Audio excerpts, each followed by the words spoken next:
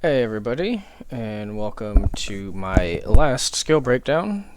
This will be the last hero in the game that I need to cover for this, so kind of cool that this entire portion of my guides will be done and over. Lucan is a sage hero. He's rightful Christian. He's alignment locked, so you will only get access to him if you go with that alignment combination. He's definitely a much more melee focus, kind of a bit more of a frontliner as far as the sages go. He has a good amount of tankiness with him. He may not necessarily be the strongest in my opinion, but he's one of my favorites for sure. And let's just go ahead and get into the skills. You can see what he has different, and I'll, as usual, give sort of my brief opinions on him, what I think he has that's good and stuff, and that maybe you may want to reconsider before grabbing. Kicking it off in Tier 1, the basic attack is always. This is pretty standard for all of the sages, 3 AP for 100% weapon damage. Chilling Touch, you can have it apply chill. This is a very strong upgrade. Lots of the sage gear can synergize off of that.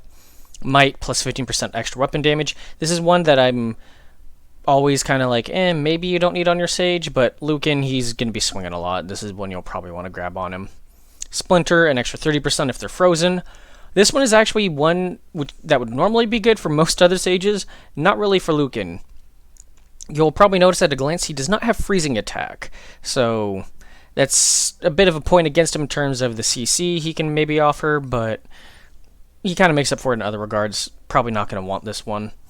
With Draining Strike, he gets 4 HP back when you attack an enemy with Strike. This one may be useful. Like I said, he is a bit more of a frontliner. This, I think, will be more dependent on your own personal use. You'll kind of notice, hey, Lucan's getting messed up, or my Lucan's not getting messed up, and that will determine whether you'll want this. Instead of freezing attack, he has a mobility move, Dash, and Dash is an amazing move. All mobility is amazing in this game. With a low cost and low cooldown, good range, really helps him zip around, and he can actually position himself because of this very easily to get backstabs, and this will actually really help boost his damage. Some players think Sage damage isn't really great in this game. I think it's alright, but getting backstabs, you'll notice a big difference, and because of Dash, he can get those a lot easier than most other Sages, so I think you'll notice a decent damage jump with him. This first upgrade of Keen Eye decreased the AP cost of Overwatch by 1 after dashing. This is actually useless on him, I've found, for the most part. This is definitely mostly for Marksman in mind. I can't imagine you would use Dash and then Overwatch after that, because he's melee focused. Either you're using this to like escape, or you're using it to position and then sync all of your attacks on that turn. There isn't really much benefit to using Overwatch with him on the same turn you're dashing. With the sprint upgrade, reduce the cost by 1, bringing it down to a cost of 1. With extended dash, increase the range by 2, bringing it up to 8. And persistence, reduce the cooldown by 1, bringing it down to 2. Very cheap ability, you're going to use it a lot. The next ability is pretty standard for the Sages. It's Bless, 30% melee weapon damage for the target for 1 turn. Generally, you're going to be putting this on your primary damage dealer, your champion, or your vanguard. But sometimes I do actually put this on Lucan just because my melee damage dealers, either their turn is spent up or they're not going to be able to get to the enemies he's going after, because I'll send him after the backline or something, and he may need the extra damage to take out their archers or something. With the upgrade of Lasting Bless, increase the duration by 1. Lighten, give the target plus 1 AP.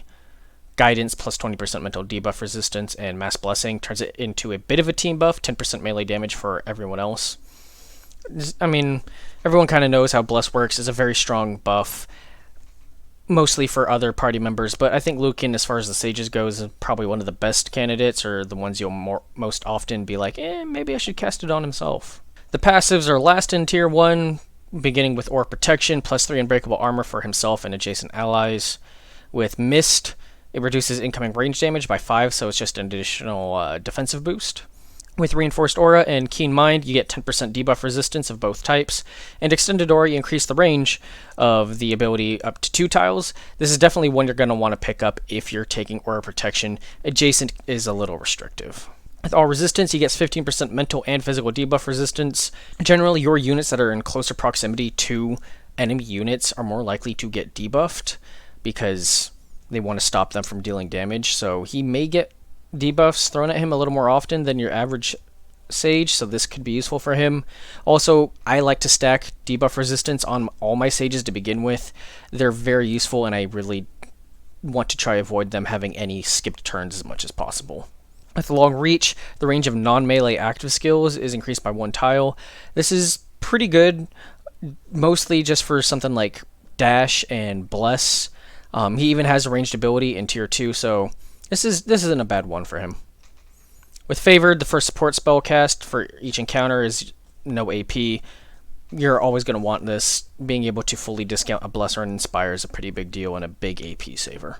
When we move on into tier 2, classic thing as usual, the sort of famous ability Sage's got, Inspire, plus 2 AP for the entire team for 1 turn. 3 AP cost, 4 turn cooldown. It's pretty much the staple of the Sage toolkit. You're going to want to pick this up. With Tranquility, it reduces the cooldowns of all abilities other than Inspire by 1. But this will increase the cooldown of your own Inspire. You'll notice here it's at 4 turn cooldown instead of 3 because of the other upgrade. Just usually most people pick this up, but it's something to keep in mind. How often do you think you'll really be using that cooldown reduction? With Mobilization, you grant 1 movement AP to everyone just to help them take better advantage of the 2 AP you're granting them to do some repositioning. Unbind, remove Chill, Freeze, Slow, and Stun. This is something that I sometimes grab, sometimes don't, because some encounters this will never come up, and it's like, man, kind of a wasted skill point, but then there's other fights where this does, affect your teammates, and you're like, really wish I had this upgrade right now. And then Motivate Self, this is the cooldown reduction I mentioned earlier. He does have a unique ability for him as far as being a Sage goes, with Cleansing Fire, giving him a ranged ability, and this is 100% weapon damage and also causes burning, a 40% burn, with a 10 range, taking into account the long reach. So pretty high range. 5 AP cost is a little expensive, but sometimes having some range damage to just help get your enemy just over the breakpoint, so that way your melee damage dealer can one-shot him instead of 2. It's some good backup damage, basically.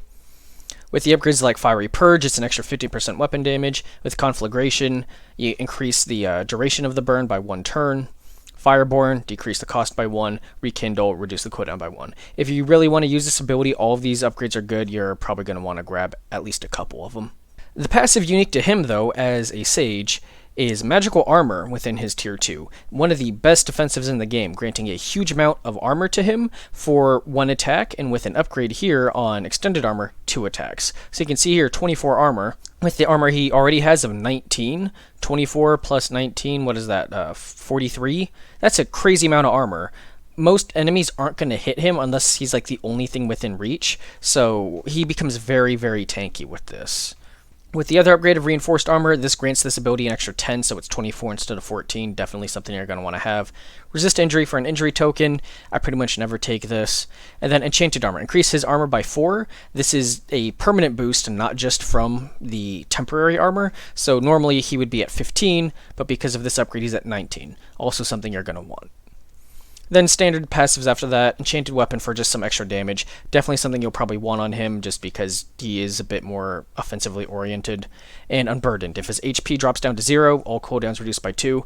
In my experience, Lucan is so tanky as a Sage, his HP pretty much never hits 0. You're probably not going to need this. Moving into tier 3, he has a pretty small tier 3 compared to other heroes in the game. And this ability here is something that other Sages just have in tier 2. So it's not a great tier 3 ability, but it's still a good ability nonetheless, and really good for him. Globe of Protection, he gains 40 temporary HP, this would be 50 at max level, for 2 turns, and that's just an enormous pool of HP, and really combos well with his magical armor to just make him super, super tanky for a certain duration to avoid any incoming damage you may be worried about for him. With the Discipline upgrade, you reduce the cost by 1. With Elemental Armor, it now grants an additional plus 5, so now you'll have 5 plus 24, so that's an extra 29. I mean, there's some crazy armor stacking you can do with him. I'm pretty sure he has the highest armor potential in the game. I managed to get him over like 400 armor one time, I think. It's not very, useful for any practical means, but it's funny. He's just kind of built crazy that way for armor. Soul Warding, he gains 20% resistance to both debuff types while he has Global Protection up. And then Dispel Magic, he just removes all negative effects from him, which is quite helpful, wanting to purge off pretty much anything that's on him. Soothing Wounds is another standard Sage ability to give a little bit of HP replenishment, 6 HP at level 20 at the end of each encounter. It's not a whole lot, but if you're not taking a lot of damage, this can, be decent for helping make sure you're topped off and going to be going into each encounter and maybe not having to waste a campfire. The upgrades on it aren't quite as good as the base ability, but they're okay. Recreator grants additional armor whenever you take the armor replenishment option at a campfire. Here it's +3. I'm pretty sure max level would be +4. With medicines, it's an extra 10% HP when you choose the HP recovery option at a campfire. And healer, an extra 3 HP at the end of each encounter. So at max level, I'm pretty sure you'll be getting like 10 HP at the end of each encounter. And then with cure, just you get some extra vitality when resting at campfires. So basically, most of these upgrades are if you're noticing your party is maybe struggling a lot, taking a lot of damage in fights. This ability may be useful for you to just try and get extra recovery out of your campfires on the higher difficulties, and maybe that extra pool of armor or health or whatever may make the difference for you going from fight to fight. He has Monster Hunter in his tier 3 for one of his passives. I think only one other character in the game has this, and it's a 20% damage boost, one of the largest flat damage boosts in the game. And kind of as I've been describing him, you can kind of see how this fits with his theme. The upgrades on it of She Slayer, Lost Slayer, and Fomori Slayer is just an extra 10% against all the enemy types, except for the Pict and the Brigands, I guess because they're both technically human-based enemies. And this is called Monster Hunter. So 30% against most enemy types. That's a pretty solid damage boost. The last one's Fleet-Footed for +1 movement AP. The last 3 abilities are standard Sage abilities. Wish of Death, gain 1 AP anytime any enemy dies, which is absolutely phenomenal. Lets him do a bunch of things in one turn, all kinds of actions or movement. With the Chain God patch, lets him, pick up multiple souls in a single round. Mysticism, if he kills an enemy, he gets cooldown reduction of 1 once per turn. This one is kind of iffy-ish, or something I put off on most stages, but I do like to play my Lucan pretty offensively, so I think he has a higher chance of getting this than most of the other sages, so it's not a bad pick for him. And then Divine, if his HP drops to 0, he gets 30 HP. Like I mentioned before, with things like magical armor and globe of protection, that's not really going to happen with him a whole lot unless you're being pretty reckless, so you probably won't need this one.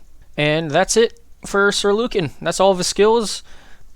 Explained, basic level what they do, what I think about them, and this is the last hero in the game that I needed to do this for. Unless they do a big Marksman rework, I'll probably cover those as well again, but yeah, it's pretty cool.